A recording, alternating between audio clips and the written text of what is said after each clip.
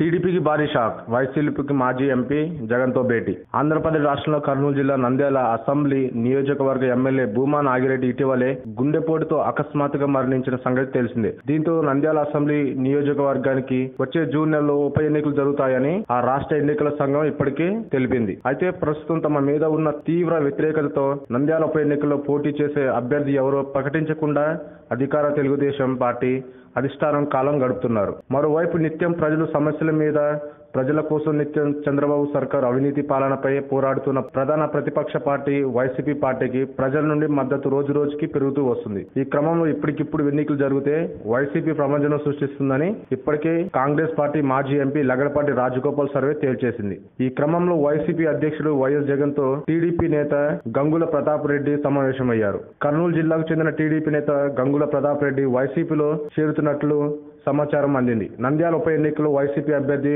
గంగుల ప్రతాప్ రెడ్డి ప్రకటించే అవకాశం ఉందని తెలిసింది. వైసీపీలో టీడీపీ నేత గంగుల ప్రతాప్ రెడ్డి చేరికపై కర్నూలు జిల్లా వైసీపీ నేతలు తమ ఆనందం వ్యక్తం చేస్తున్నారు. For more videos, please subscribe our channel.